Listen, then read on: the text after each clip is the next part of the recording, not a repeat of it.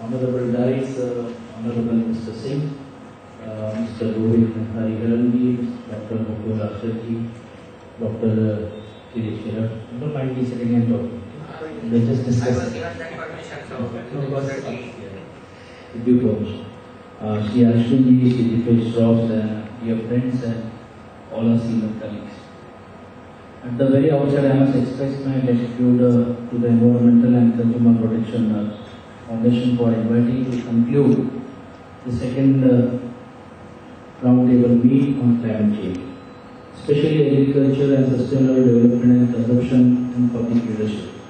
I feel it is a great privilege and honor to represent me here as a minister for the environment. Rightly, I think we are all coming up a session of this overall seminar or this conference which is being held here in Mumbai.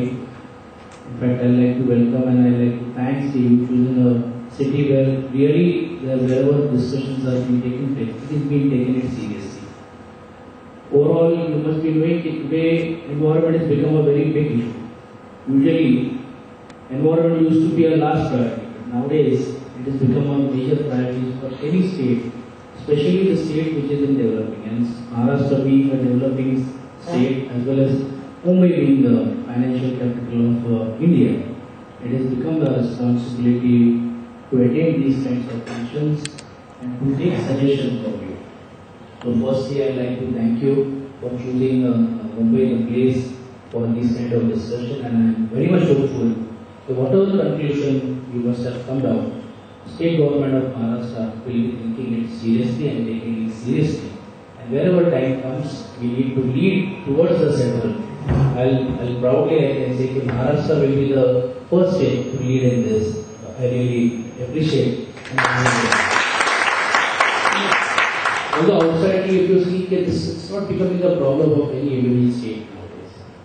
It's becoming a problem of not only nations, but it's becoming a problem of the world. And now, after becoming like where you had a discussion again and all other places and all, it's become international level thinking. And now we have to think it international. And it's very fortunately every citizen and every people, and especially with the help of the NGOs. Now everybody is made up their mind that we need to get up, we need to save our earth, because this earth is given us so much for so many years. Now it's time we need to give something to this earth. So I think that the earth, the plants, the agriculture, all, I think I'm not taking the privilege, but it is a fact. But nowadays what I am seeing and coming back, young generation is also very keen. Young generation is also coming up and openly trying to talk about, no, this is the earth, we need to save it. This is what we have got from this earth. Now it's time that we should do. So I think this is a very good positive side, and I think we should take it ahead on this.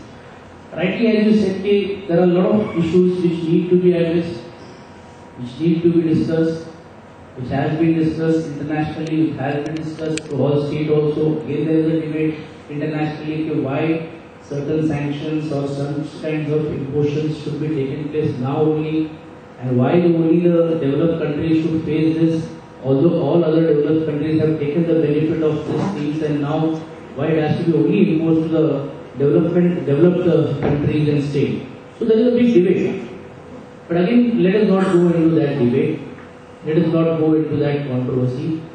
What we could do within our parameters and what we can do within our own way of life of thinking, or way which we can save this earth and protect it very naturally and quickly. I am very proud to say so that after the Prime Minister announced a very hardcore committee under his with his own advisor, Dr. P.K. Pachori, I am very proud to declare it and say that state government of Maharashtra is the only government which has taken the initiative, and it has formed, and not only formed a committee but done an agreement with an institution known as TERI, who is being represented by Dr. Pachori.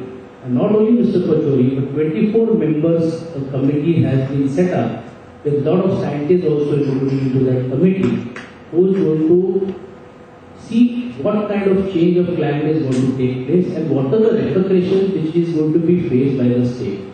And let me put you very quite blankly, It is not what we are thinking, what is today is going to happen or what is happened in past. But it is, we are saying what is going to happen in year 2030, what is going to happen in the year 2050, and what is going to happen in the year 2070. And what are the precautions which we need to take it now, and what are the precautions which we need to take later on. So comprehensive planning has been taken up with the state government. Although a lot of acts have been revised also, the amendment also. I being the state minister, I have to always lead the assembly, so I know the acts very well. And because my honorable minister also is very keen, I think he was there in the morning. So he's always been keen, and we got a lot of changes and amendments in the acts also. Like we had a policy of CRZ which is very much known to the whole country. We are still having a debate on this, should CRZ be there or not. But we have been, Maharashtra is the only state, I think only state, I specifically say, who is sincerely abiding by the law of CRZ. Whereas all other developed states among India are, I don't say they are violating, but they are not so thoroughly going into implementation of CRZ. We came up with a new policy of RRZ also, which is River Regulatory Zone. For the first time, we are not thinking retrospectively, but we are thinking prospectively also. The industries which has come up near the river, which is having the resources, the water of the river, which is having resources, direct resources for the drinking water, we are now setting up, we have made an amendment in the law. In coming 3 years, we are giving a chance to the industry that they should come up with a zero discharge system of their hazardous chemical, which will not affect directly to the drinking water. And if they fail to do so, that industry will be also closed down. So we are not thinking what will happen in past and let us forget that and do it. But we are trying to make it up by law, if compulsory. In future, if you really want to run your industry, you cannot run in the way which is damaging the environment. So, rightly as I said, if you got an amendment in RRZ, then other laws like, for an example, Noise Pollution Act, which has been implemented very much thoroughly. You must have seen a place like Mumbai, we had a lot of problems regarding Ganesh Utsav Mandal, regarding the Navratri also, and now again we are proactively taking part in Diwali also. We are the only people who are taking initiative with a lot of controversy to be faced politically or by a lot of individuals and citizens of the state. But we are coming up with and proactively trying to see it. But I personally feel only by doing amendment the law is not a conclusion. We need to have a lot of awareness, and that's what we are rightly about to do it, and doing a massive awareness among this. To come back to your conclusion of the 2 days or your conference which was held here, what we have said is right things. But I have a certain thing to say. Overall, the change of climate, what I could see, like yesterday I was there for 2 days too. That's why my throat is having this kind of problem. You will not believe. I was traveling to Aurangabad. From Aurangabad I went to Kula, then I went to Buldana, and then again I went to Amravati. Usually this is a climate where you need to take some sweaters, but it was raining.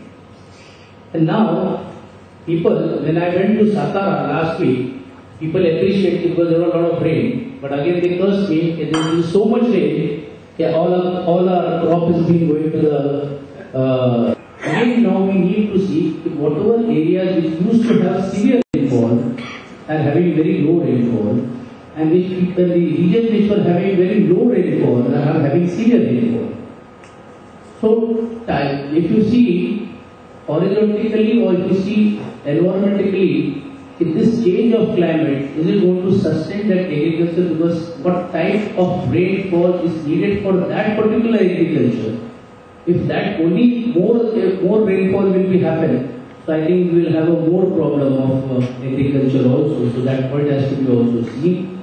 No doubt, as we have concluded saying that yes, agriculture should be focused mainly on this. Even I am concerned because looking, whenever I am going in the rural areas, whenever I travel after a year or 6 months, I could see one day will come when my children will grow up, and then I have to take them 100 kilometers far away to show that here agriculture was used to exist. So now so much urbanization which is happening nearby the cities, because of the growth of development, it's going to become a major problem for us to sustain into these kinds of field also. So yes, there is a concern. What rightly you have said. Let me put you very honestly.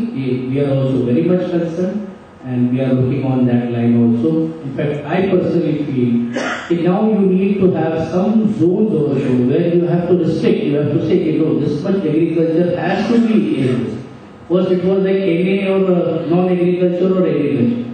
So they used to have a reservation of NA. You can do a reservation of NA. But now I personally feel time is come when you need to have a reservation for agriculture.